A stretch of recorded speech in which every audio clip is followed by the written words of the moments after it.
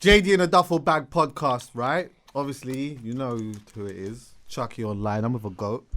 You know what I mean? Like, if you've been watching me, yeah, recording pods, whether it's here or anywhere else or whatnot, having conversations, especially when I talk about foundation stuff and whatever, and, you know, like, a lot of stuff that I'm passionate about, you would have seen me talk about this goat a few times. I might have criticised the goat a couple of times and that as well. But you know what? At the end of the day, this guy is... I can't even believe this is the first time I'm meeting him. Dizzee Rascal, well go on, my brother. What's going on? What's going on? Let's talk about the criticism. Let's go. I can't even remember. Do you know what? And let's forget it then. Let's forget all that. Let's just talk about it. Let's forget it happened because you can't remember. You never met me. Exactly. So it's unfounded. Right. All right. So what was we talking about? Records. We were talking about records. That's it. So when you came in the studio, there's like records and stuff around the walls. You might not be able to see them. Maybe we might be able to do a little outtake and you can see the records on the walls and stuff, yeah?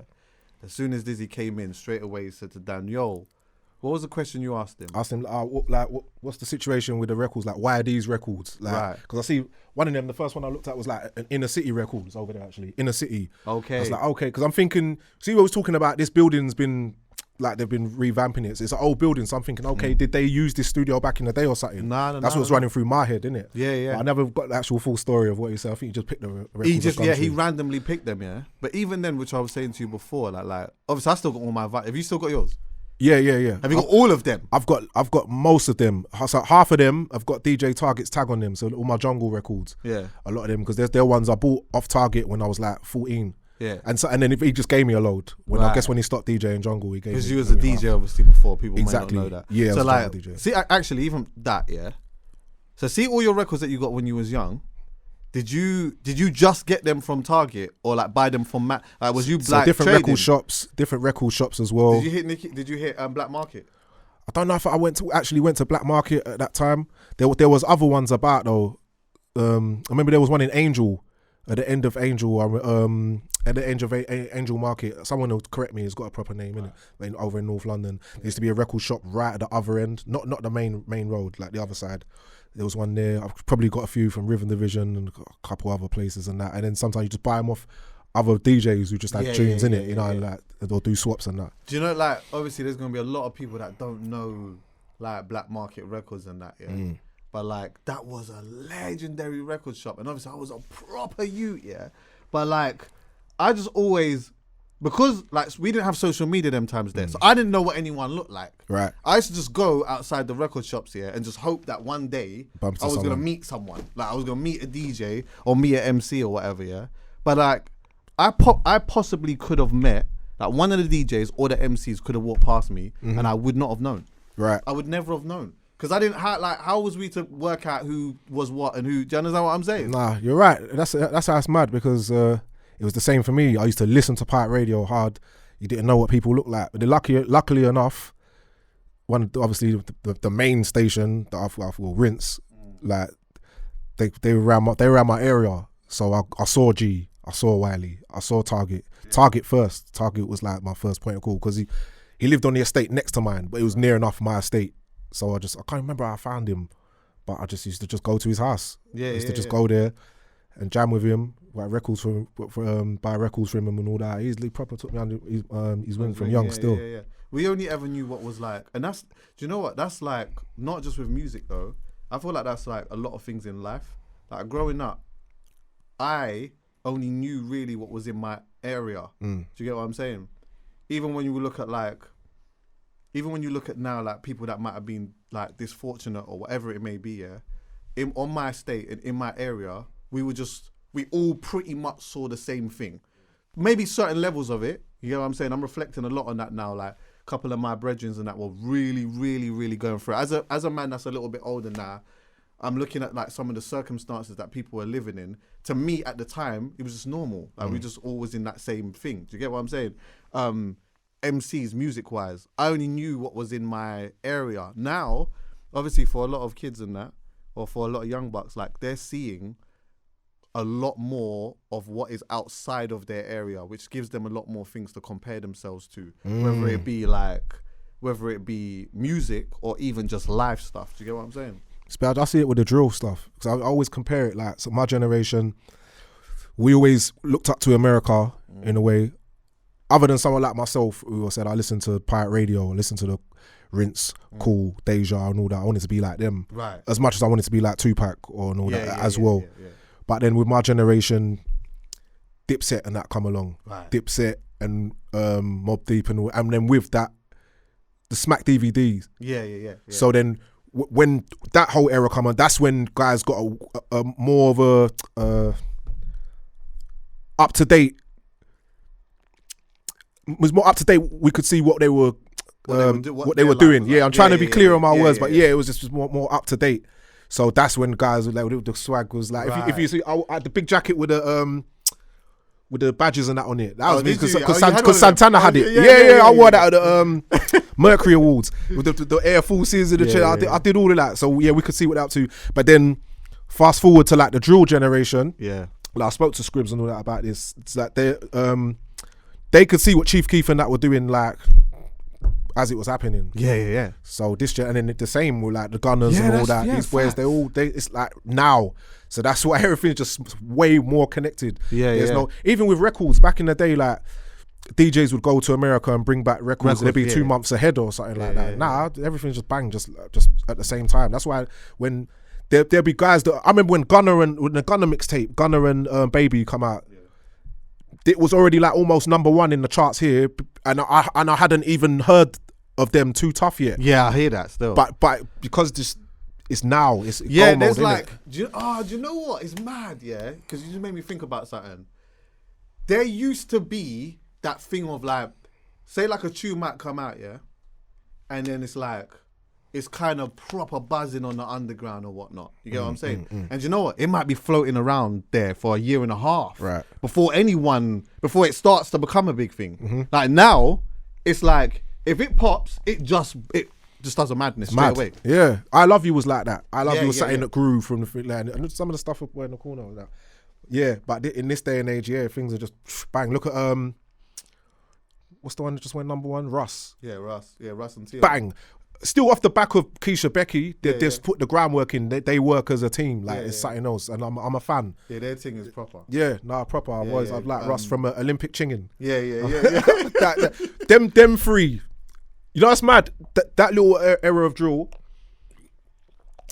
I only took it serious when because I didn't know much about it. Is when I was in America, I came back, and Giggs did the thing with 6-7. Oh, Let's Lurk. And I remember listening to that tune, yeah. I nearly crashed my car. I like, what the right up my street. Yeah. Oh my God, it's dark and like, yeah. I love that.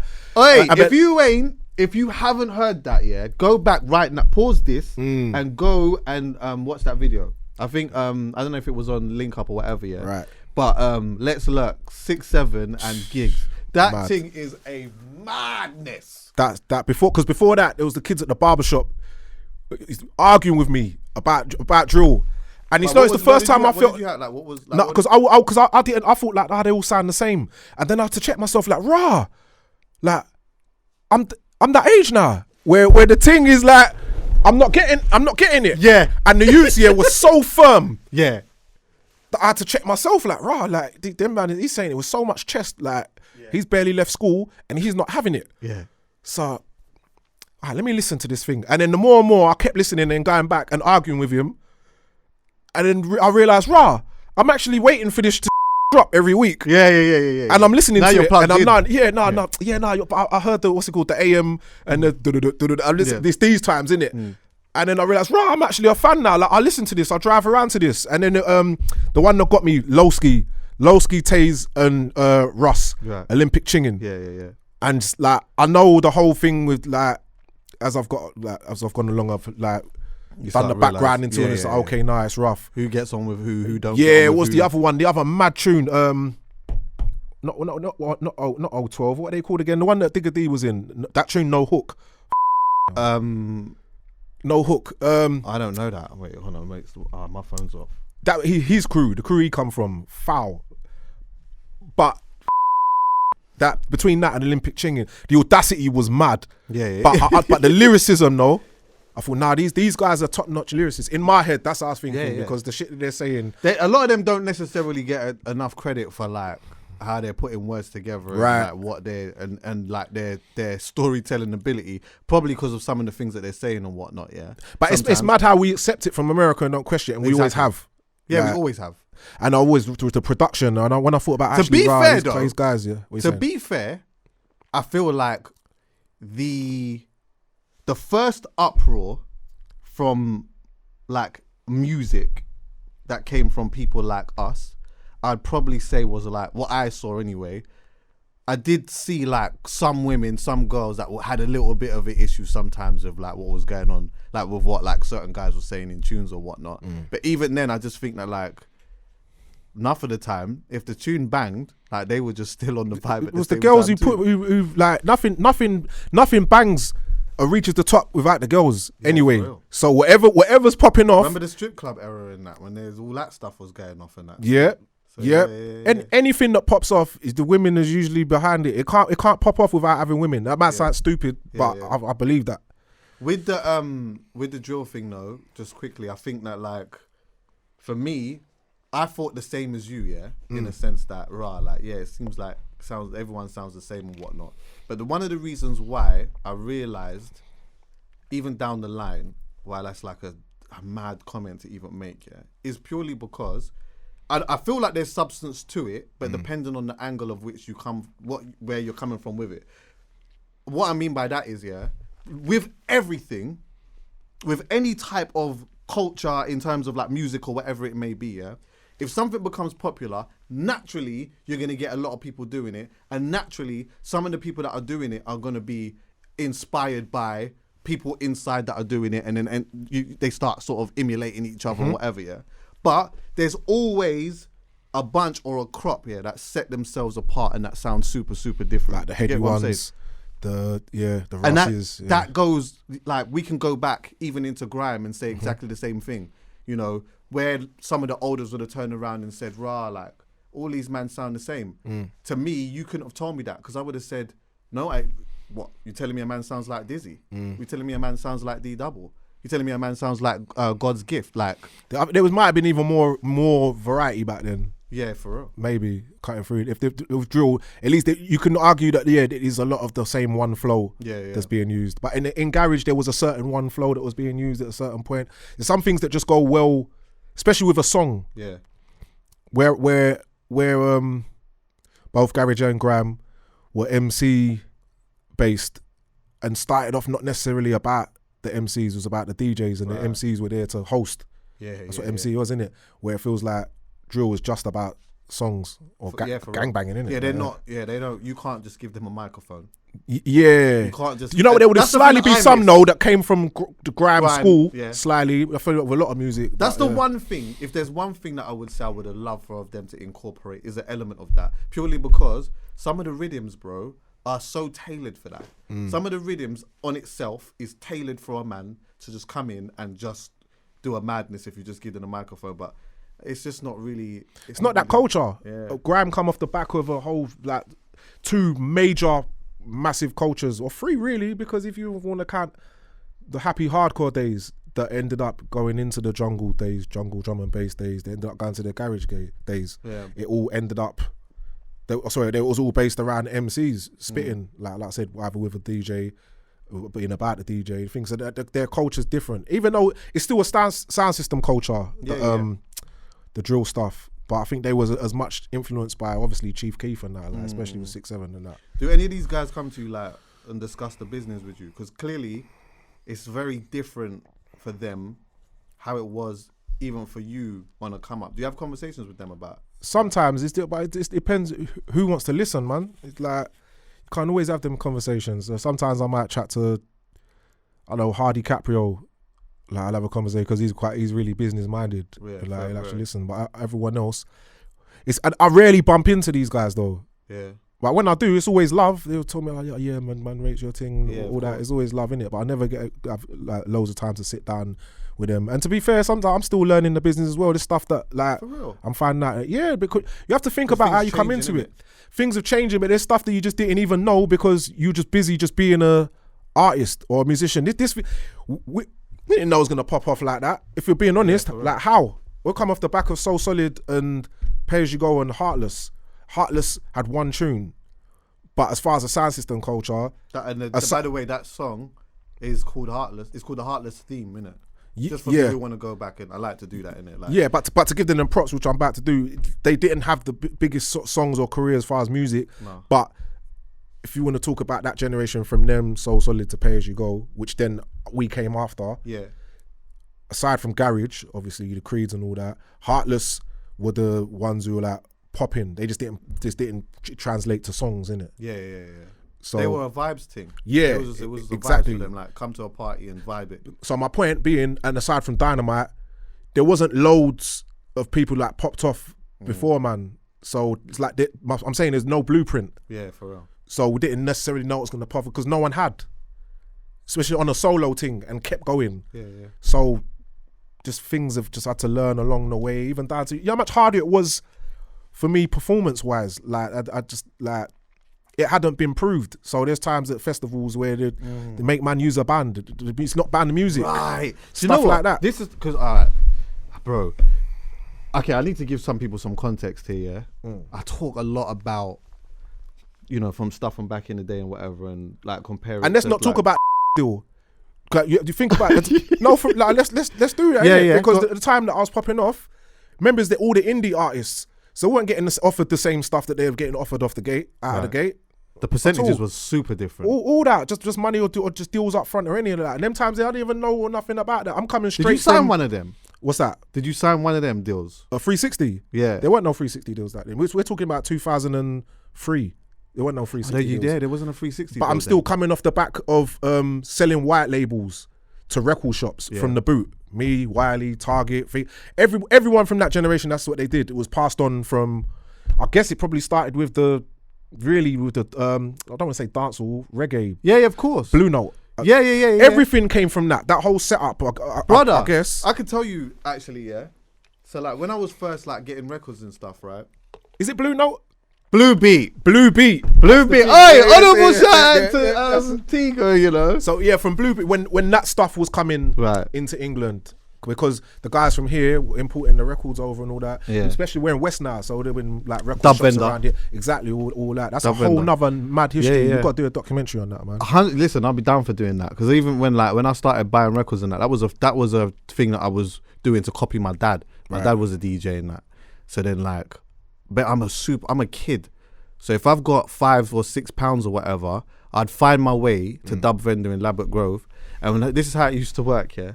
So there used to be a man in Dub Vendor record shop. His name was called Red Man, yeah. And I'd noticed that like people would go in the shop and then like the Red Man would play some rhythms, yeah. And then people would just stand up there and just put their hand up like that. And then he would just remember and just put each person's 7-inch, whatnot. Right. So now, remember, I've got £7, you know. Right. That's 1 7-inch. So I know when I put my hand up, I gotta make sure I get like the proper one. So these times I'm always waiting for like, the Beanie Man or the Bounty Killer or like the Merciless or whatever it may be. But I was a fan of like just being in that environment and watching like what was going on. And I remember like being in places and seeing man coming and dropping off grime records and shit like that. Like, and that was a hustle. That was essentially shotting. Man would just come there with the vinyls or whatever. Obviously, give it to whoever. What did you? No, we had to build up trust. So you going on to that. So first, it started off with me cutting the dub and give it to a DJ. Wait, see the place that you cut the dub. Yeah, what was the name of that place? Music House. I remember going there by myself because, like I said, it'd been seasoned. Guys, it was a regular thing. You go Music House, you cut your dub. I cut mine off a mini disc. Oh, I cut mini disc. Yeah, I remember. I cut my dub. The first one I gave, my first song I ever made was called Ready for War. Okay. So I was still in school when I made that, but I was on radio with Nasty Crew. Okay. So the first dub I ever cut, I gave to DJ Mac10 and probably Marcus Nasty because Marcus was the main DJ then. And then eventually other tunes I made, another one called Crime and another one called Boy Them About. Did you have to wait for time in music? Because I heard that was a thing. It was a little queue in that, but sometimes if you put a little name, cutting for time. Yeah, but it was a thing that I felt like I'd leveled up when I went there. Like I had to find it. These times there's no sat nav, there's no nothing. I have to find this Music House place. I'm from East. Man has to go and use the Rascal, was it A to Z? I'm sure I took the train. I think I took the train. Is it? Yeah? Them times I didn't drive them times. So I had to take the thing that, and how old was I? I was 15 or 16. So I had to come Archway or whatever it was. I'm sure it was Archway. From Bow and try and find it And then I found it and I was in there and it's like, yo, I want to cut this. Like, it's like they knew how to do it. It was amazing. But then, it's like what you're talking about the records. So when we were taking those records to like the rhythm divisions or whatever record shop in, that's a record shop in whatever area, north, east, south, west, wherever it was, and then sometimes a bit out of town, Bedford, Luton, or whatever those times. You take them there first, and like I said, tune might not be crazy right just there and then, like, and cause these times garage is still just the main thing. Grime is like this little weird underground thing still. It's a youth thing. Yeah, so then they'll take them and they say, all right, we'll see how much we sell, then we'll give you the money. And then by the time, a lot of people don't know, a lot of the big instrumentals are made in grime, like Ho, Strings Ho, Go, all them tunes. By the time I got to those, Yeah. By the way, I think there's a rhythm called, is it Wheel? Yeah, I did that one as well. Oh my God. Yeah. Go and Google that one. Yeah. Wheel. Yeah, them tunes there. But so by the time I was making them, putting them on white label, some of them ended up putting them on Dirty Stank actually, which was my label that I started then, because I saw everyone else was doing that. I can have my own label, right, cool. So just slap your own label on top of it. So I'll take them there, and then by now they're giving you the money up front. Okay. So that was nice. Everyone's like, by these times, I'll get more money than the one I knew that shot it. So that's trust. That's a definite. Because they knew the things were gonna go off. They knew it was gonna go. But partly because we was already promoting on radio, and because those tunes that you're talking about there, MCs loved them. Because that's what I made them for. I made them for to mash up something like Go, or was it Ho? I think I made Ho for Young Man Standing. Young Man Standing was an under 18s. Under 18s rave. So Young Man Standing, Rumble Stampede. Okay. These were all they were the ones in East and North. Did you ever do Bigger Fish? You know what's mad?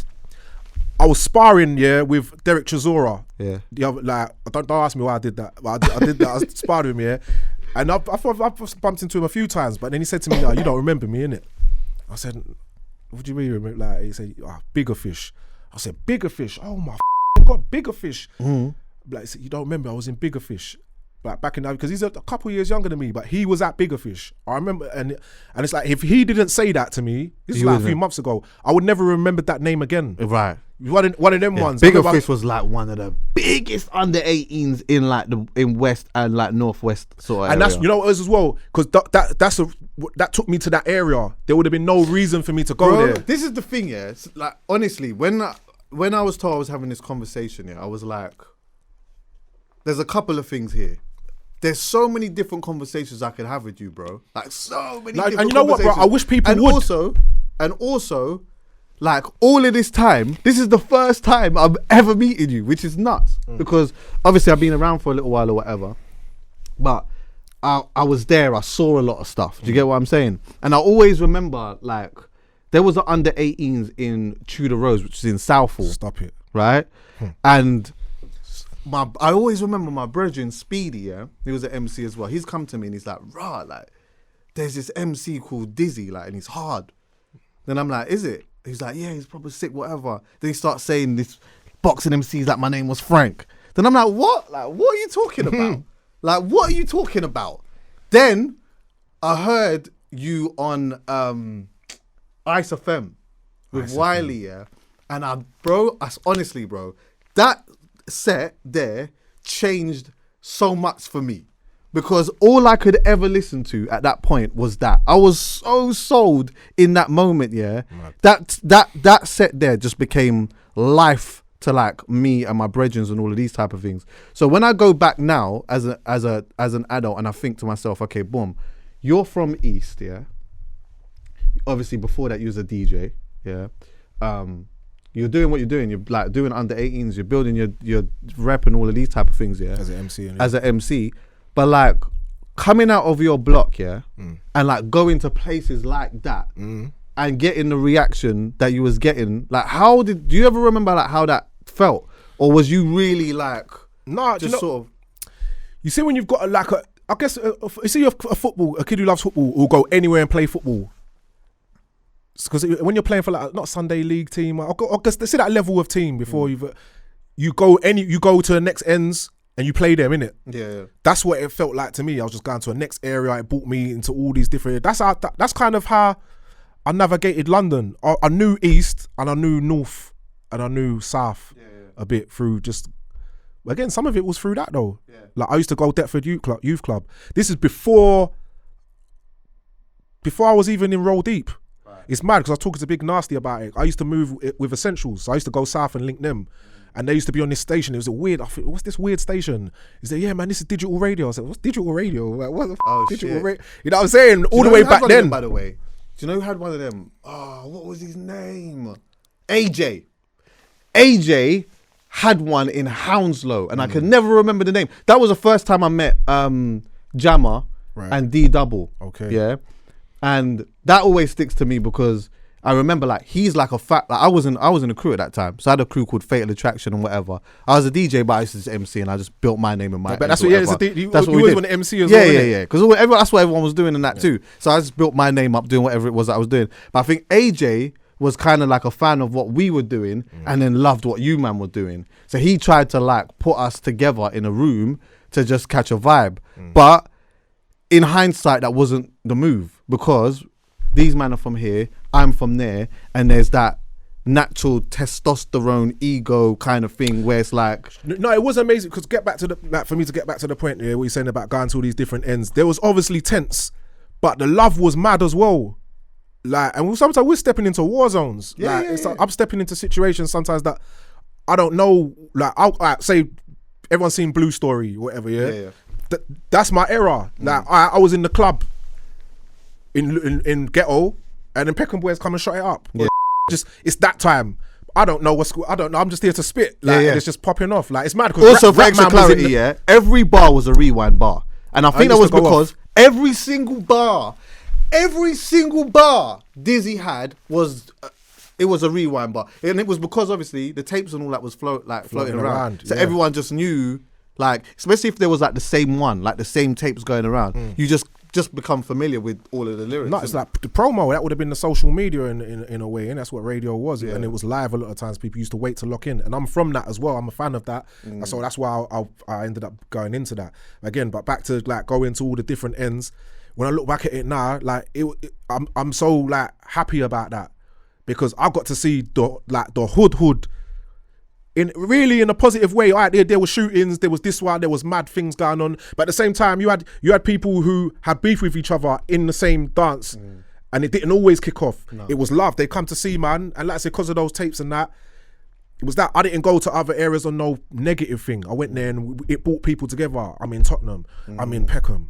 I'm in Imperial Gardens. There's Brixton man there. Peckham man there. I'm over here. Hackney, Stratford, Plaster, all that. That's like that's East anyway. So was there ever a day where I'm like them? Then there was Birmingham.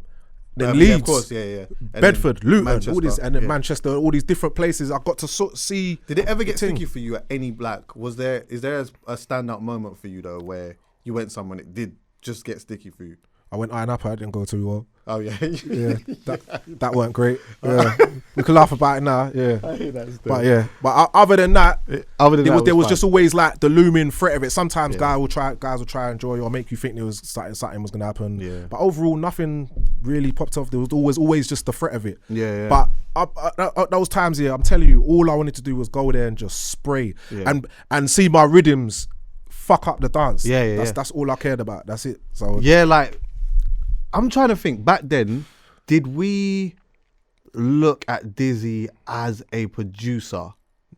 And even now, I would say that either you don't get the credit that you should deserve for being a producer, or maybe you haven't done a good job at letting it be known that is part of your armor. Do you know what? I posted a post on my Instagram the other day of like some of the tunes I mentioned earlier on, the instrumentals.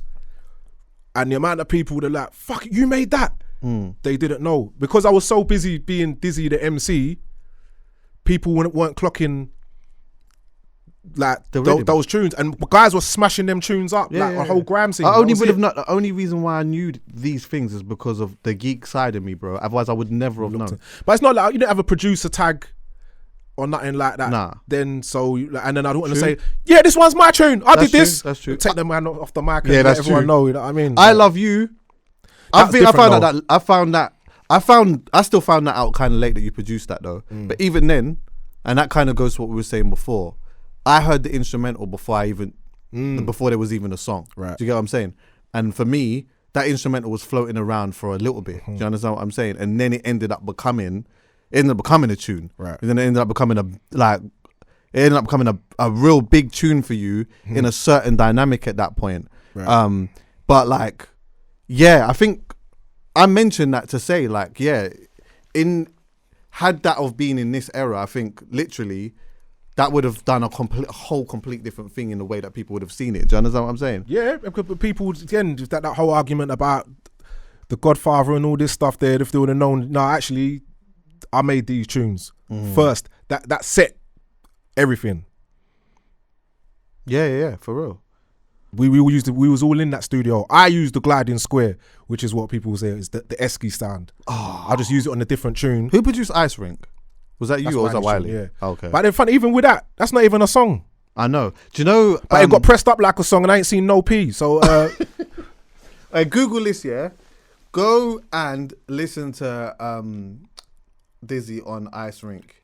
Do you know one thing? I listened to that maybe about a year ago. Yeah, and there's one thing that I love about that is the fact that in the beginning you can hear people in the back.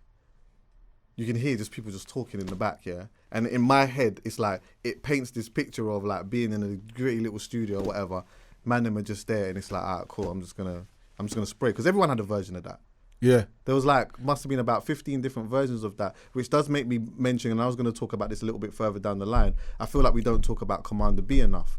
For me, I listened to Commander B was on Choice FM at the time. Choice FM was like a radio station that like it was like an early one extra, yeah. And Commander B was on what 12 o'clock, maybe 12 till 3 in the morning or whatnot, yeah. And these were like, aside from Rinse and some of the like pirate stations or whatever, Choice was a station that we looked at as the main commercial like black radio station, and he was on there playing all you lot's rhythms like. Yeah, okay, it was 12 o'clock, 3 o'clock in the nighttime and all of that, yeah. But that still meant something because it was on a like a national-ish radio station, which you lot weren't getting that. They didn't want us on there. Nah. Like our thing was very. It was tricky. Like I said, we weren't welcome in a lot of places. Yeah. A lot of clubs, a lot of things. He didn't really want us there. So yeah, I get what you're saying. Yeah, Commander B and CK Flash as well. CK Flash. Yeah, they were together. They're brothers, isn't it? I believe so. Yeah. They did a bit. Yeah. But just going back to the producer thing really quickly.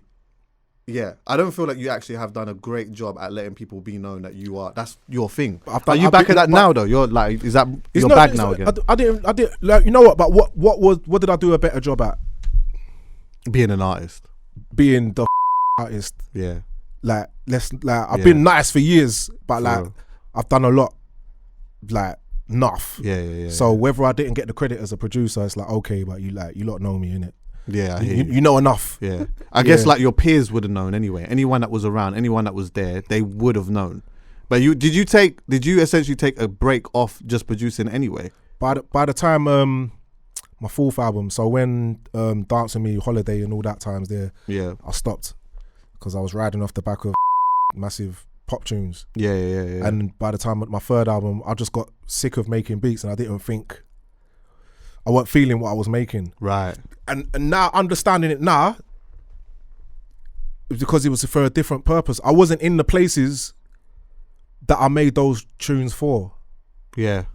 So like I said, remember I told you I was making those beats for the radio, for MCs to fuck up and for raves. Yeah. So by the time now I'm just in festivals or doing concerts and shows and that's I'm not there. So I'm just like, I'm in festivals. So that's why the music changed. Right.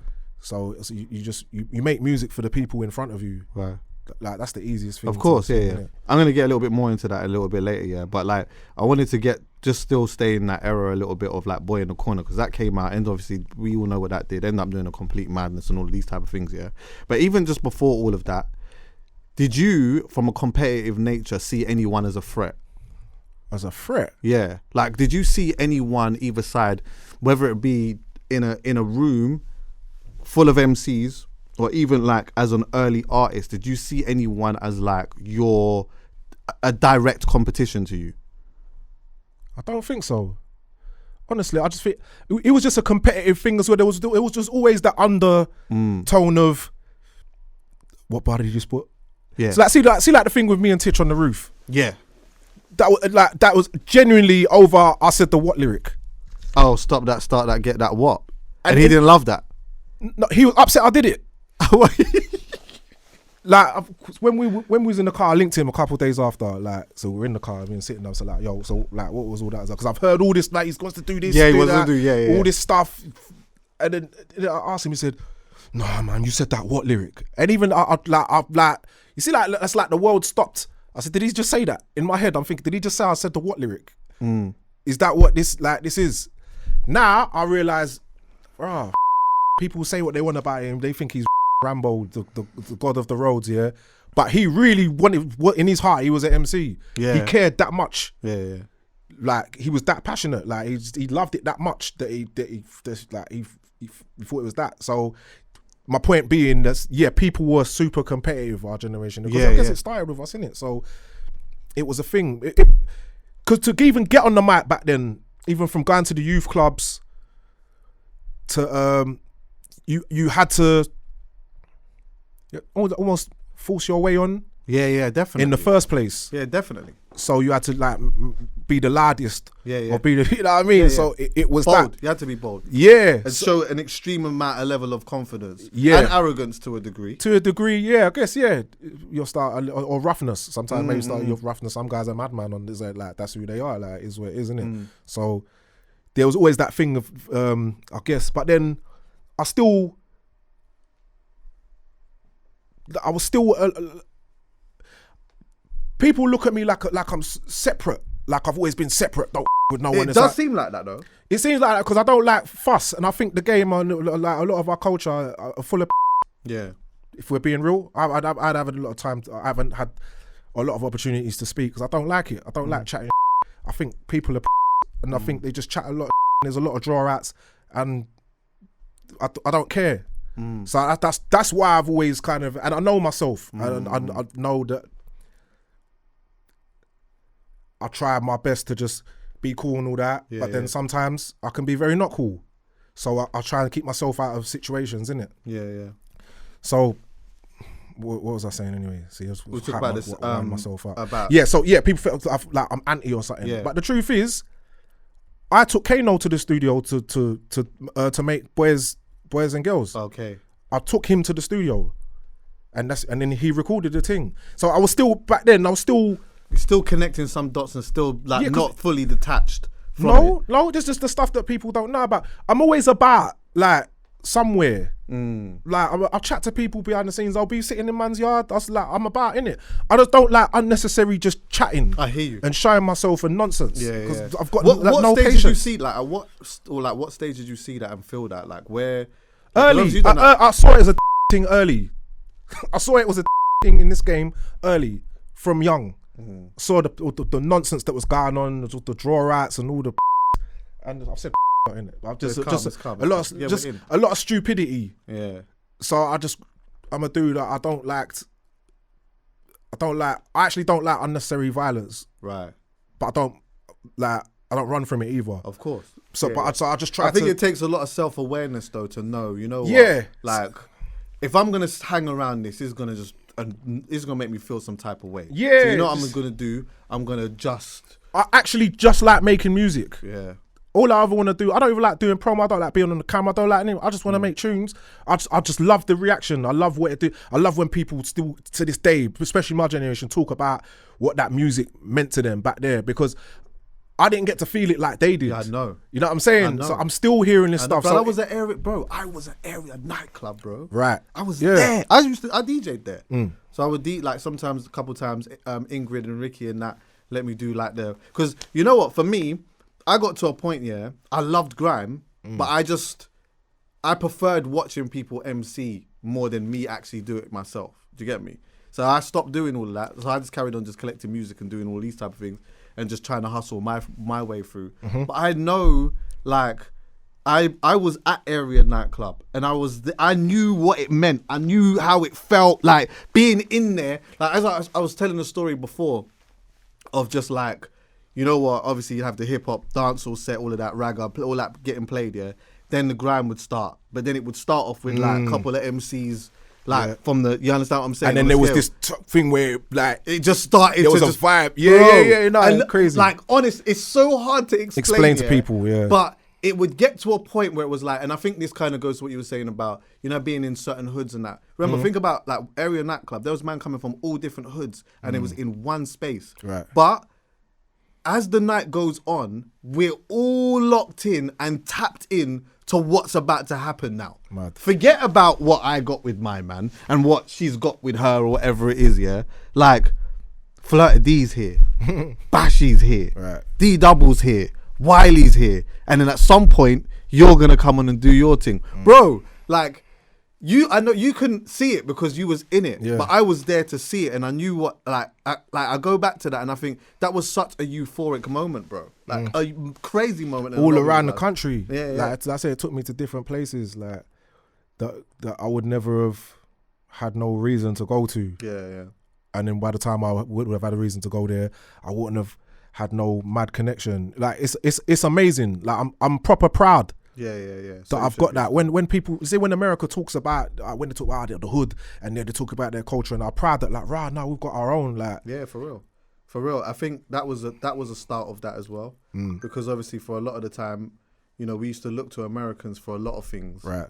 And like we had our own. I always remember this thing with Master Steps saying, Master Steps was on the radio one time. He's a DJ, by the way. And like he was talking about people trying to diss man for being fans of you lot and whatever. And he said on the radio one day, no, like everyone's always chasing Americans and that, yeah. See, like when you see these man, you should chase them. Chase these lot, make them feel love. Like, make them feel love. No, I've heard all that talk. People like, grime was a bit sneaky and just like, but sometimes I find that some people were doing a copy. I think they were sneaky for trying to be like, so it is what it is, and we're all from the same place. Yeah. And so, okay, you chose to do that. Did you invent the gun? Yeah. So what? Who gives a is where it is. Everyone's got their own battles, bro. It is where it is. You deal with what's in front of you, innit? Right. So that's that. See, with the separate thing, like being separate, after a while, yeah, naturally, like you had a few albums that was on XL, and then you started putting albums out on Dirty Stank, which is your own label, yeah? Mm-hmm. No, I put stuff on Dirty Stank before. Before that, which could let me talk about the white labels and forget, of course, you said that before. And then but the album stuff though, the big release after XL, the stuff I put out on Dirty Stank was Holiday, Bonkers. Yeah, that was like the tongue-in-cheek album, right? Exactly. So like, which is interesting to me now is that so you had these albums that were on XL, which is an independent label still. At this point, you could have probably signed a check. You could have signed for a big check at this point, yeah? Nah, but they weren't offering the check I thought I should have got. Right. But this is the thing. Now, because I know that like, even if you talked about money and stuff like that now, it's crazy compared to what people were getting, like, to what people are getting now. But back then, there was certain money. Not necessarily. No. Oh, really? Yeah, that's what I'm saying. Because I'm saying, I've heard you have this talk as well. So guys are getting money then as well. Like, it just depends. Like, there's some youths that right now, okay, the stuff they're getting up front seems like a lot, but it was like it was still a lot. Yeah, but that's my whole point is that even then, even in comparison, even though I felt like it might have been a lot little, like it still would have been a lot of money coming back from where you've come from or whatever. So like, question being is that, like, what made you say I ain't doing that and I'm actually going to at this point in your career do that? Because surely the goal for a lot of people back then was the record label signing a deal, innit? Like that was such a big thing at one point. No, I purposely didn't sign to the majors and sign to XL instead, because after I sat down with a few different people, the different labels and that, I remember one of the major labels, I can't remember which one it was, they already were talking about and then you could do, they were already trying to change what I was doing. Right. So I just thought, already, they were getting on my nerves already. The thought of that, I think XL were the ones that they were just cool and they were just going to let me do what I was going to do. Yeah. But when it came to, like I said, the re-up, because I completed my deal, that's what I've completed my deal now. I'm free agent again. So, but with that time around, so it was a 3-album deal. I'd done recouped or whatever, gone gold on each album. It was done. So and it is all coming from my manager, innit? It's not like I sat down with him and had a conversation and they said, no, we're not giving you that. This is what my manager said. So he's saying you could either do this over here, but this is the money they want to offer you and that. And I thought, like, why am I getting the same money as before? Like, I thought I should have more. Like, I've done a Facts. lot. Like, yeah.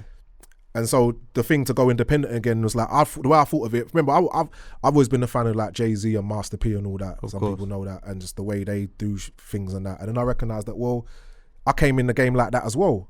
Like saying, loading up a car, taking it to the record shops, like that's independent. That's where it is. So I'm thinking, right, this is just like going to be a bigger version of that. I didn't know it was going to pop off like it did, because the first thing we're coming in, it's different music. Them times I'm independent and I'm just slanging records to be played on radio, smashing Razorland, and kind of that's that. This time, like I'm in the frame, I'm on the world stage, but by this time I'm international. I've toured the world and done all that. You know, I've done festivals around the world and my own shows, all of that. So it was a bit of a brave thing to do, but my pride wouldn't let me do nothing else. I can be real proud at times, you know what I mean, or stubborn, depending on how you look at it, you know what I mean. But yeah, with that one, I said, nah, I'll do it myself, and I felt like it felt good to like try. I'm a dude, I will try, even if I foul and fall on my face in front of the world. Sometimes like I'll have a goal to know that I did, innit? And it worked out. So Dance With Me came off the back of me meeting Calvin Harris at one of the festivals, radio festivals or whatever. That was the first tune. Put it out. It's like a 10 grand video at the time. Weren't expensive, like, because they're the times they was real spending on money on videos, you know, music videos, and Notting Hill Arts Club, which is there, bunch of birds, sorry, not birds, a bunch of whatever, girls that I already knew for whatever reasons, just load them all up into the video, and whoever else would just want to come, like, not that we didn't take it that serious, took it serious enough, but I didn't know it was gonna go #1 for a month, right, independently, and then got another tune, Them Bonkers came out after that, went #1 for 2 weeks. Black Eyed Peas knocked it off. It's that boom, boom, boom. That tune. Yeah. You know how big that was? Yeah, that was massive. So that means that my thing must have been big as well for that to knock. And they are the craziest spending, obviously, because they were on Universal. It was Jimmy Iovine, innit? And then Holiday, which was another Calvin Harris produced song that came out. That went #1 for 2 weeks. And then what else? Dirty Disco, which was a joke. I did that for a joke. I was just in the studio. Do you know what that song was? Have you ever seen that film Don't Mess With the Zohan? Nah. It's an Adam Sandler thing. It's about a dude. It's about Israel and Palestine beefing, actually, but it's done in a comedy where it's a guy who he's a hairdresser. He just wants to make people look nice, and he falls in love with a Palestinian girl. And it's all so at the time I didn't know nothing too tough about Palestine and Israel and all that. But now I've looked back on it, it's like, right, that was deep. But he did something in it. Where he's the DJ and he's like disco, do it like for a joke. So I just did that in the booth, and then it became a thing. And it went #1. Yeah, that's crazy. Right, and then just the album, and the album was platinum now, but the album didn't go #1, but was obviously a huge album. Yeah, massive. So wait, did you fall into that era by circumstance? Was it just like, or happenstance? Shall I say, like you just linked with Calvin because you still. In your music, in the albums, even going back and listening to them, they're still quite eclectic in some way. Do you get what I'm saying? Yeah. Production-wise, production style and that. You've always been really experimental with sound and music. But see that, remember, like, and for Dizzee, for a few different, like, in a few different eras have done, like, very groundbreaking stuff. So see, like, with the Boy in the Corner stuff, obviously that went and did what it did at a time where no one was doing that. Like winning a Mercury Award and all that was mind-blowing to a lot of people, Then going now and then doing this, remember, no one was really doing that. I have to give Dynamite the credit though for doing it the year before. You? She was the year before me, and then she handed it to me. I remember. I was in Napa when she won it. Right, I remember, and everyone was like, honourable shout out to Miss Dynamite. And I watched her smash up dances as well, and I put her up there with all the biggest MCs ever. Of course, I'd love to have a conversation with Miss Dynamite, you know. But even in this part here, no one from where you was coming from was doing that, and then you've obviously gone and like had all of that success by doing that. But did that happen out of happenstance? It's a culmination of a bunch of things. It's only now when you talk and look in hindsight, you can piece certain things together. So everything from obviously decisions that your manager's making and the label's making, and then sometimes your agent who's doing your shows strategically putting you in certain spots. Shout out to them. Shout out to them. Obviously your boy You know what I mean, for staying focused and staying out of trouble as much as he could, yeah. And then especially again with the shows, because after Boy in the Corner took me, even though you say it's a grime album, grime Bible or whatever. Yeah, definitely. That put me on tour with Justin Timberlake. Yeah. So off the back of that, I toured with Justin Timberlake around on his UK tour. So that put me in front of the biggest pop crowds at that time. Right, and is that kind of, because I've heard you talk about this before, yeah? Yeah. That tour in particular was quite significant for you in regards to like where your goal. Was it your goal? In a sense of like, okay, cool, boom, like there's all these people out here. I'm going and I'm doing my Boy in the Corner stuff.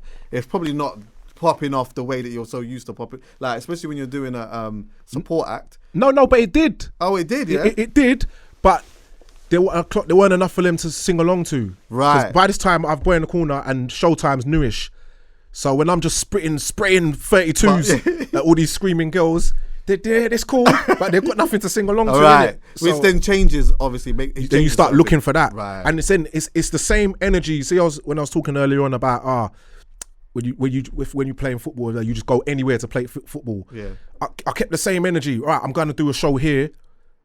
I need to smash that. Right. Just wherever I am, I need to smash it. So I need the ingredients. I need the materials to do it. Yeah. So it kind of worked its way to that. I think I was when I met Calvin Harris, I'd already heard his music on TV. He had Acceptable in the 80s, and I liked it. I liked his sound. And then he did a song with Mitchell Brothers. Right.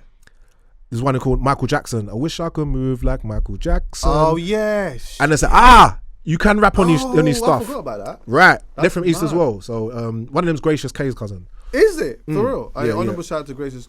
For people who don't know, he had a migraine scan. Right. So they when I heard them on Calvin Harris, that's when I said, yes, you can. Because I'd always thought, I liked his sound. I thought that shit would work for me. So, and then I ended up seeing him at Radio 1 Big Weekend. Had to have been like 2008 or 7, because it's when Umbrella was just number one for like 100 years. Yeah. I remember that. Yeah, and because she was there, and I remember talking to Jay Brown at that festival. But that's when I met Calvin. Jay-Z's one of his right hands, right? And was Rihanna's manager. Right. So that's when I met Calvin Harris and spoke to him like, yo, we need to do something, man. Let's do something there. So we had that. We were already talking, and then I ended up getting a beat from Groove Armada. Okay. Groove Armada. They put on this festival. They're obviously massive like dance, but they put on, what's the festival at Ricky Park? What Ricky? I don't know. Enough man started going. I can't remember what it's called. Whatever. What? Anyway. Not like SW4. Nah, that's in South, innit? Yeah. It don't matter. Oh wait, no. It might come to me. Come to me after, innit? But yeah, they sent me a beat and I wrote the lyrics to dance with me on that.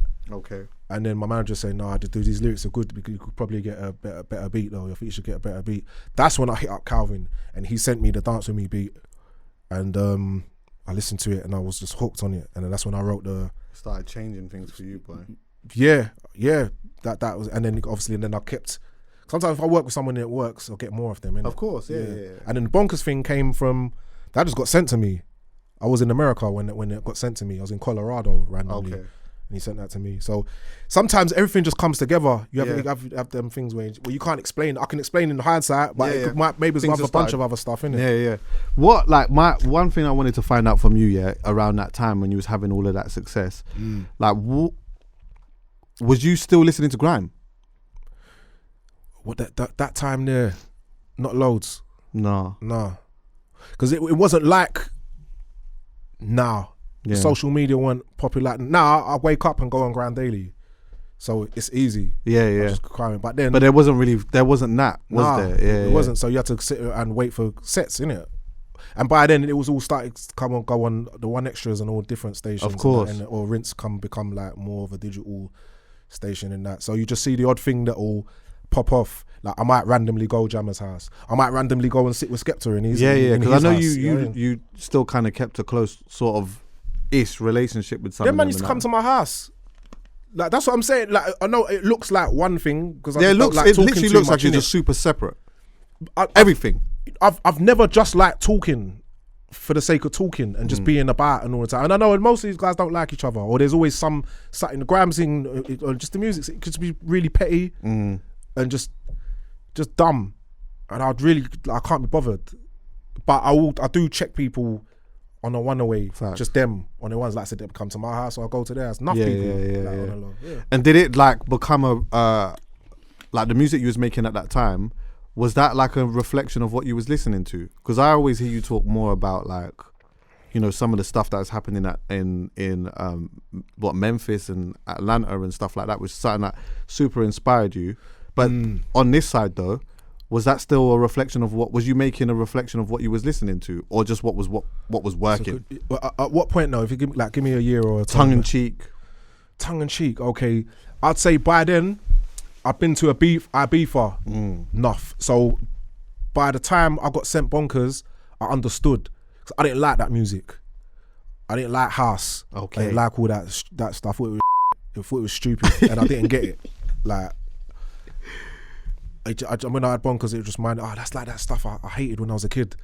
But now I get it. Cause I've been to Ibiza and I've had some good times, but fun, boy. Do you know what? Enjoyment. Bro, this is funny, yeah? Because you know what? I think it's so easy to be cool and forget, like dismiss what happened around that time. But if you came out of the ends and you was going to these places, like it was a vibes. I remember when I first went to Ibiza myself, I couldn't believe what was going on out there. Same. Even just going to festivals, bro. Yeah, like, that's another thing, you know. The man them caught up to me with festivals. Yeah. Wireless, yeah. When I was doing Wireless, I was the black rap guy. Right. It was separate days. 100%. There was dancing to like it wasn't. No, tell a lie. You had Pharrell, you had Danger Mouse, but it wasn't not like it is now. 100%. 100%. And do you know why? Because, and this goes back to this is what I was wanting to bring up from earlier before, but I'm glad you brought this up here. Time ago, I did an episode on my pod where I was going through the evolution of Wireless Festival. Yeah, because a lineup had been released. This was maybe 2018. I'm looking at this lineup and I'm like, actually, no. I looked at the lineup and I went to the festival, and I remember like going to the festival and being there, and the whole time I was there, I saw one artist with a band. Yeah, and I said, you know what? I need to go back and have a look at the evolution of Wireless Festival in particular. I know that it's not a reflection of all the festivals that happen worldwide and all of that, but this is just something that happens in London. It's something that I've heard about for a long time and been going for years, yeah? So when I was looking at the earlier lineups, I think it started, 2004, maybe 3. It was just bands. And it was actually... And dance acts. And dance acts. But even then, I think the first one was just bands, though. And it was like a 4-day thing, because it would be from Thursday to a Sunday, yeah? And then it started to become bands and dance acts and stuff like that. You only really had, I think Akala did one early. I think a Roots Maneuver might have done one or whatever it was, yeah? But there was one year, I think, you was like one of the only guys, one of the only man that was there. I think maybe the year before, Kano and Bizzle did one, but they was on like a Thursday. You came 2009, I believe, and you were quite high up on the main stage. Yeah, on the main stage and that was unheard of. I was a main stage act quite early into my career, thinking about it at these times. First, obviously, starting off in the tents or whatever else, but the buzz was too mad. Yeah. Reading, all these festivals, Reading, Leeds, V Festival, all these things that just wasn't urban at the time, and if it was a massive American act. And just and obviously it's me on stage, but that brought our culture in, to the tape. That's when I saw it. Well, it crossed over to an extent as well, obviously, because it'd become a national thing. Yeah, I think maybe because a lot more people from like where we were from were doing it as well now, making like different types of music, and like I think seeing you doing festivals, like being on the bill like that, like. But you know what's crazy though? And also even it deserved to be there, because it started off as a state, like it's a sound system culture anyway. So it deserved to be there. Of course it did. Like I said, like what I was saying earlier on, started off at radio stations, but broadcasted, brought everyone together to sit and listen or pass the tapes around. But those resulted in raves. Right. Or things like Lewisham People's Day or Brockwell Park. Yeah. Stuff like that, outdoor stuff. It was always that. Carnival Rampage Right, sound system and stuff like that. It used to go off. It was always for that. So I guess it just needed to cross over. The promoters just needed to believe in it first. Yeah. I think, see, this is the thing, yeah? This needed to happen for us to be where we are at now. It needed to be that way. Because again, literally from what you said, like, there had to be that for them, for those people, that reassurance of, wait, these lot could be on the stage and it actually could work. You know, but we had to jump through hoops though, still. Like I said, because there's times that, like, I didn't need a band. Yeah, I was going to say. Why don't you just understand? So did you do your first one with a band, or is that what the promoters were telling you? Some of the earlier ones, it just. But when I moved up to them bigger slots, like maybe second to the headline and stuff like that, or even headline, they're not seeing the vision of, like, they just want to fill out the stage, and it's like, this music works as it is. So I'm like, okay, we'll do it this time, smash it, and then they're convinced, and then later on it's like just me, my hype man, my DJ, and the sound, how the music's supposed to sound. Of course, like, you know what I'm saying. Like, and you did what? You did Glastonbury as well, right? Or main? Did you do main stage? I should have headlined Glastonbury. Yeah. Blatantly. So what? Wait, did you do like at 8 o'clock or? I've done Glastonbury since like 2008 might have been the first time I did it. Sure. But other than that, there was a couple times where I would have been one from the headline, and then someone dropped out. They should have moved me up, but then they put on the Gorillas or someone. Why do you feel like they did that? The confidence. They didn't have the confidence in it, even though you just see me smashing the. They're just scared, and then the Gorillas will come on. No offense to them and all that, and then just not getting the same. You can't put them man on after them. Are you all right? But that's the way. But then, at least then Stormzy come. And then now it's ready. It's ready. That stage there, crazy. Yeah. That stage there, the pyramid stage, you look back out into the crowd and you can't see the back. No, it's nuts. I remember just looking out, it's a sea of people. Like, it's the pinnacle. Nah, the Olympics is the pinnacle. Oh shit. Yeah, that was mad. But it's not a festival. Yeah, and it's not performing at the Olympics is not the same as having a crowd jumping up and down to your music for an hour. So to be fair, I guess I don't know what's bigger than Glastonbury. Yeah, Glastonbury here anyway. Staying with that period as well, yeah. Just for my own curiosity as well, like, how did you feel? Maybe you didn't even pay any attention to it, and I can't. Like, I'm saying this, not remembering. I'm just going back to an assumptional, if that's a word, period of back then where there was still the divide of, right, there are artists that we have that come from where we come from that is having a level of success making different music. Then you have the quote unquote purists-ish that have an issue with that. When you were having that level of success, yeah, did you ever feel any type of energy towards you from people that came from where you came from with you doing what you were doing? Yeah, that's what I'm talking about mainly. Them, I think they're. I just haven't said it all this time, but I do think they're.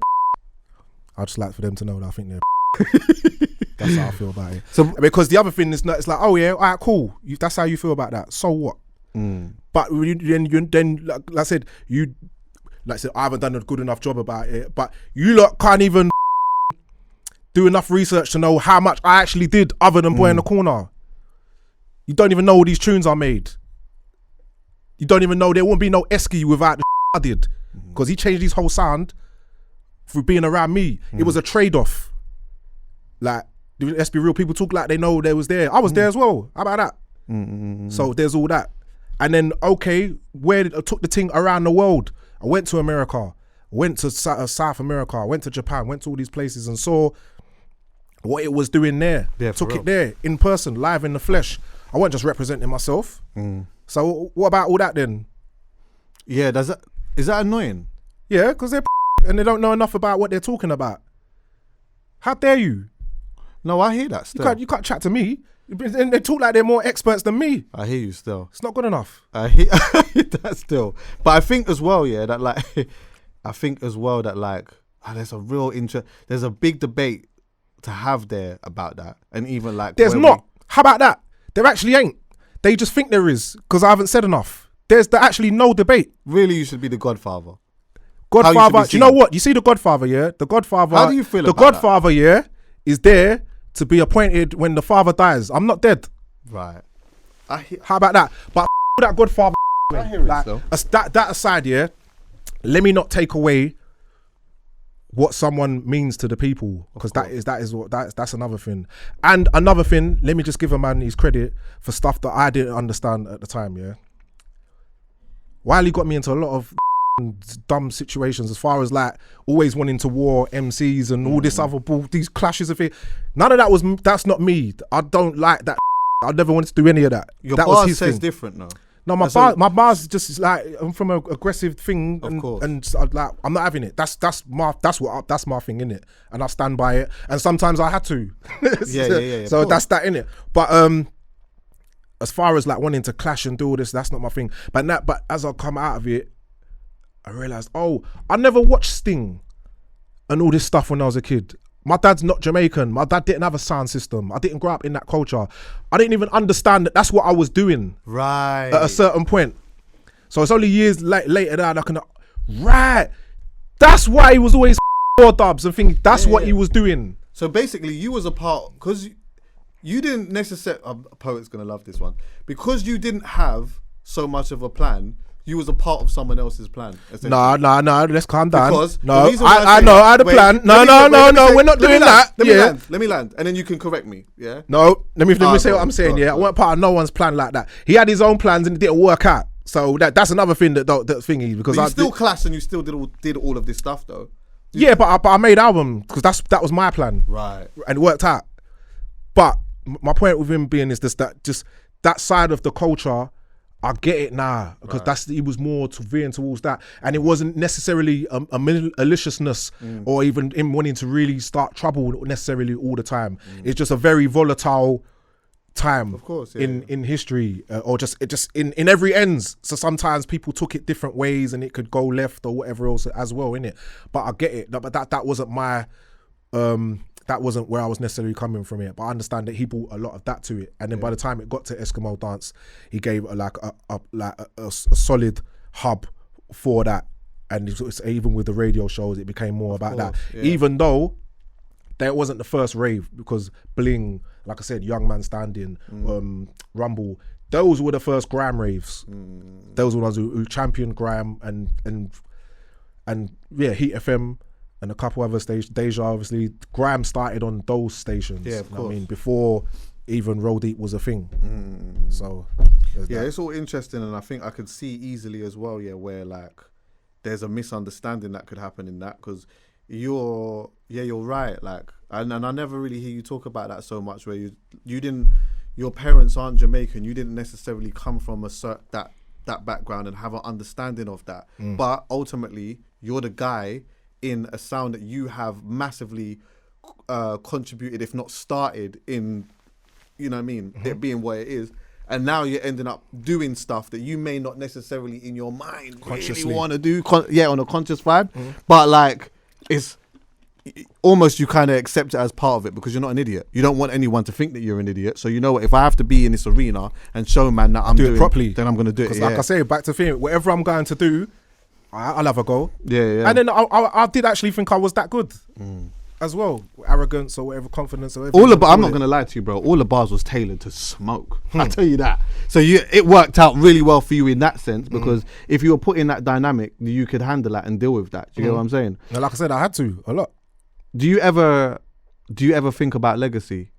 Like, does that ever cross your mind now? Like, you've been in the game for such a long time crazy now. Legacy, yeah. And you've got like, you know, you've done so much things and been a part of like the forefront of, you know, a few different eras from a few different perspectives. Do you know what I mean? Now, do you ever look back at your, like, do you ever think about legacy? And also, see from where you are right now, do you ever look back and feel like 100% happy about literally where you've come from and how and where it's ended so far? Bro, like, I'm proud, man. I'm proud to be part of a culture. See where we've come through the other side as well, especially with a lot of my generation. Yeah.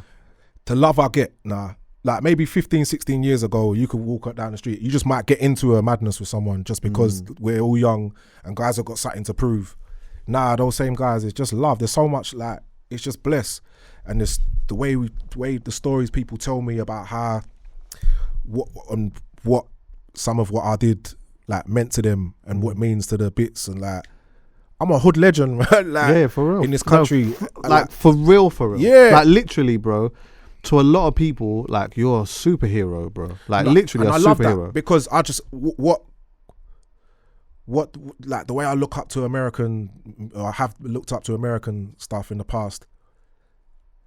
I can fall back and like, nah, I've got this. Like this is us. Like it's deep. And then I see the parallels. Like I'll be talking to Bun B. Like somewhere we might go to some whatever club it is. It's just it's peak. And then I'll be like, nah, this reminds me of I don't know, Palace Pavilion or something. Like, and then I see the girls like, wow, like we're the same people. We've got the same. And not to I don't like bring race into everything, but like, nah, just black people around the world. Not like, rah, this the same. We're all the same, just been put in different places. Like, yeah, for real. So there's that, and then just like aside from that, I just feel proud that I've been part of something more than anything. But I don't always just look back. I'm always looking. Like, well, that's legacy next? Now, isn't it? As well, like I guess. Yeah, and sometimes legacy can be.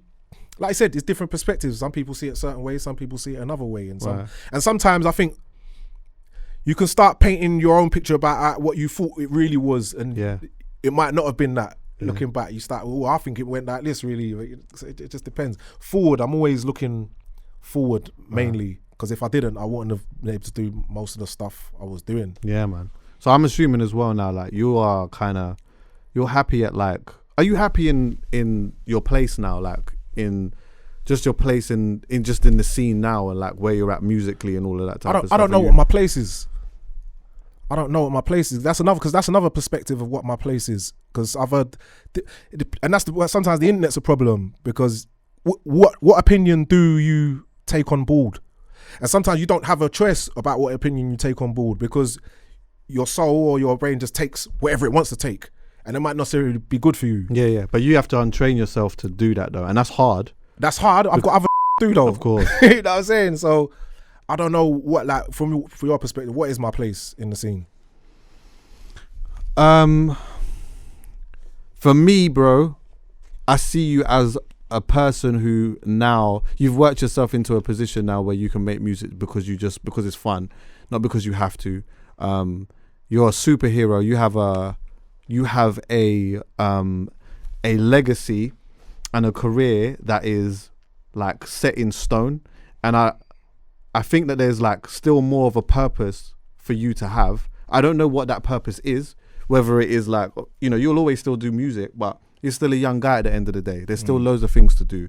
So there's probably like another chapter in your life that's somewhere in there that kind of contribute to everything that's within your legacy now. But today, bro, I just see you as someone who's just like literally, you're just here, bro, out here as a superhero, and everyone sees that, and that's a good place to be. Do you know what I mean? Of course, you know, it's crazy. I fight with that sometimes, but go on. No, I think naturally there's always going to be conversations about like eras of music or what people liked and what people don't like or whatever it is. But there are certain people that I just feel like it isn't a debate about how important that person has been to like not just business but culture. You know what I mean? Like what you done and what you have achieved has been not just important to business and what is happening today, but just culture in general. Do you know what I mean? Yeah, you are yourself. So naturally you're gonna have these. I feel like we all sometimes can be a little bit insecure about, you know, either our place or what we're doing now or whatever it may be. But for me, bro, that's like, there's an element of this is set in stone, and that we can't refute that. Do you know what I mean? And that's a great place to be, because only a small percentage of people get that. Only a small percentage of people can be in this game and last a certain period of time or achieve some of the things that you've achieved, or, you know, travel as much as you've traveled. Like that's a dream to a lot of people. But now for you, I think maybe from a fan perspective, like it's just interesting to see what the next part of Dizzee Rascal is. Do you know, it's mad. Everything you're saying there, like, I appreciate it as well, by the way. But you know what? It don't feel like anything. Like, everything you said there, just like, yeah, I've gone through all that as well. And it feels like, yeah, you've done all this. Like, you can just kick back and know that you've done that. But you shouldn't. But that doesn't mean that you should. Yeah, exactly. Because it doesn't feel like anything. It's like, it's just it's a fleeting feeling. It's done. It's cool to put in bars and let everyone know, yeah, I did this. What you saying? What? I'm the guy, not you. Yeah, you could put there, like, you could do it. Like, a whole thing's posturing, innit? Yeah, of course. But overall, nothing beats the thing of just dropping something that lands. Yeah, of course. And everyone's feeling it. That's it. That's all I ever wanted. I used to go. Remember, most of us went to raves for free. We paid to get in, to get to get near the mic, to get on the mic. That's how this shit started. Like, that hasn't changed. I demand more money, yes, of course, because of how much money people are gonna make from me. Yeah.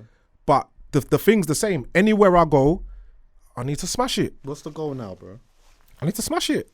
More rhythms. That's more it. Rhythms. Yeah, you can always do stuff on the side, like, and sometimes I think it's a thing as well, but I get it, and like, it's something to aspire to. Like, you got all the big rappers always making it like seem like everyone has to be some sort of mogul, and people try and talk to you into like, oh yeah, that's true. Like, yeah, you can't just do music. What happens when music ends? I'm not in thinking about it. I mean, music, it's not gonna end. I'm gonna do this till I'm 80, bro. It's not gonna end. That's not the way to be looking at all this stuff. Anything I do anything else I do, yeah. Unless I make a fucking George, like a grill like George Foreman, and it pops off differently. Right. It's like, right then, cool, I make grills. No, but you won't do that. Man. I'm probably not going to do that. No, what I mean by that is, you will do that, but I don't see Dizzee saying, well, now I'll just rest on my laurels and I'll just... Yeah, and music be a side thing. Like, I just make music because I can. If that is in your DNA, it's just in your DNA. Yeah, I'm a music man. Yeah. I dedicate everything to music. I care about music. Whatever I've got to do to just keep navigating, that comes first to me. It comes. I don't care about much else. Like, I'll do the odd fashion thing, but I'm not sitting at them fashion shows most of the time. It's like, oh yeah, that's nice. Oh, yeah, and standing with whatever trousers coming up to the we knees never or seen. right now. We ain't seen like. Yeah, it's like, and I get it. That's a whole nother thing, innit? I was offered that. Where again? 18. I was there first. Right. I clocked it. All right, cool. Nope. I went back to the studio. That's not. Well, you went back to just what you know, where you felt comfortable. Yeah, I just want to make rhythms and make people go mad. That's it. That's my life's mission. Take care of family. I do that. It's a given. Yeah. I want to make rhythms and mash it up. I'll do the odd thing on the side that brings another thing, but it's still got to bring light to my music, or bring light to me in order to make people look at my music. What is the hardest thing? Sorry, I know we kind of got to go back. I'm a Dizzee. I'm cool though. What's the hardest thing that you are having to deal with today? Like, the hardest thing. That's a good thing. I don't think there's no one hard thing, you know. Tell me a couple then. Just life hits you outside of music, family, things go wrong. I've never been one to go deep into like my family stuff or whatever, but yeah, like things go wrong that just you ain't got no control over. And if you're someone who's prided yourself on having so much control, you're wrestling that as well as trying to have a career or as well. So there's those things. I guess everyone's wrestling with like the world looked like it ended last year. Yeah, of course, yeah, for real. And then just trying to navigate just life. Everyone is like, you got your theories about reincarnation and that, but overall most people are just doing this all for the first time and trying to work it out, innit? Yeah, for real. So for real. Do you have a good relationship with your parents? Yeah, my mum. But you do you know like both of your parents? No, it's just my mum. Oh, just your mum. Yeah, man. So why? Nah, that's the. I always ask that. I always feel like you know, I was very lucky in a sense that I had a really good relationship with I got a good relationship with my dad, my mum, and my stepdad. My stepdad passed away recently, but just in reflection a lot now, I'm asking a lot of questions about like their relationship with their parents and like, you know, how much of a superpower it can be, to have that type of backbone in regards to like pursuing a career or whatever it may be, but also sometimes how it can hinder when you don't have that. You know what I mean? You mentioned before where you talked about being proud and stubborn and stuff like that. Yeah. Like how has that hindered you?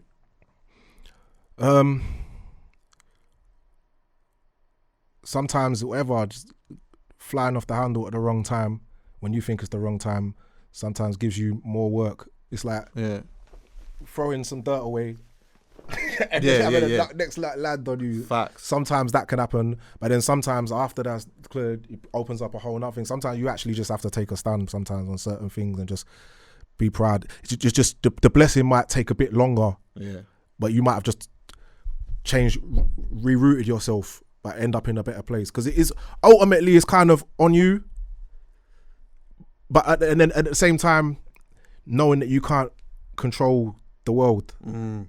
It's just, I'm constantly navigating. I'm a thinker, innit? So am I. Yeah, I guess everyone in here is, innit? So no.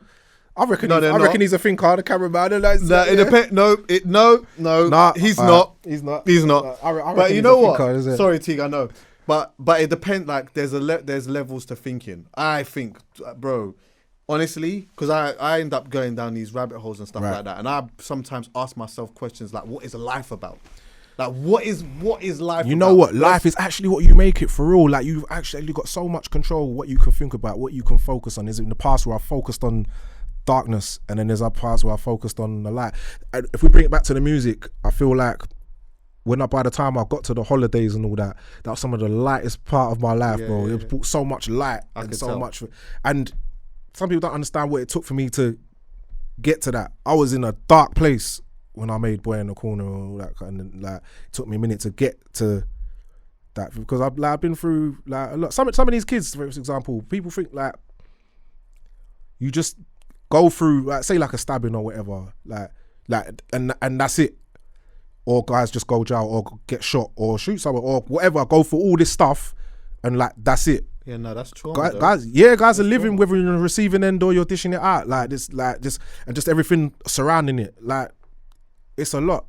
Like, that's where I thought your separation came from, if I'm being honest. I feel like your separation came from trauma more than just it being, this one chats too much, these lot chat. No, it was definitely a lot of that. Trust me, because that scene, trust me, man, that's why half the people always fall in, you're always hearing about stuff, innit? But the separation, it would have come from partly that. But you have to remember as well that how violent a lot of those raves were back then. Like, someone was killed in True the Rose, I was stabbed the next week. Yeah, I was there. I was there. So what did my week look like? Yeah, I hear that. Yeah, when you put it in that perspective, you know what I'm saying? Like, it was wild those times. And that almost becomes some type of normality. It was. Yeah. And then you have to put the other side, people, you'll be doing raves, someone will get killed at the rave, and the police are at your house. Like, what's it got to do with me? My name used to get dragged into a lot of back in the day. Wherever we used to go down, my name would end up in it a lot of the times. And a lot of times it had nothing to do with me. So there is that element as well. So some of the separation, like, is that as well. It's like, kind of, okay, let me just do these festivals, I guess, and then my own shows. That's because it went from doing these certain raves to doing my own shows, and even little random stuff like I toured with Sean Paul when he first come here, shit like that. I opened up for Jay-Z, like Nas, Justin Timberlake, what's it called, Pharrell, NERD. I was doing all that stuff. You know what I'm saying? So that's where a lot of the separation comes. I understand what you're saying about the trauma as well, and then not being sure about people and all that. But some of them same people, some of them I was still around them a bit. Just the timing of when my thing popped off was so close to that, and it's gonna look like that if you've never been able to sit down and even talk to me about that. You know what I mean? That's a whole documentary on a movie itself. We're doing this again. Yo, let's do it, man. You know what I mean? JD in the Duffle Bag podcast. I finally got to sit down and talk with Dizzee. I'm honestly, I feel like I was just starting to kick in. You get me? But JD, love for this as well. I appreciate it. Dizzee, thanks for coming through, bro, and and being open and honest and whatnot, man. Yes, honestly, regardless of, I don't even want to say regardless, because I feel like that puts like some type of taint on it. I don't think that there is a taint on what it is that you do, bro. I think, like, I honestly, I see you as there's a few of you, like you, D Double, all of these guys, like I see you guys, you lot have been so important for so many different reasons, and I thank you for that. And I see them as that too, for the record. Yeah. Oh, D Double, listen, brother, like, I know D Double. We're not friends like that. But when I tell you we're cool, when like I see this brother, I've seen him so many times. Even when D Double comes and like he sits next to a man, yeah, and we're just like, yeah, boom, boom, boom. In my head, I'm like, D Double, you know, I can't even. He probably just. I'm just cool. We just chat normal, boom, boom, boom, boom, boom. In my heart and soul, I'm like, it's Double. I feel the same. It's crazy. But listen, we gotta go. JD and the Duffle Bag podcast, Dizzee Rascal, Chuckie Online, yeah.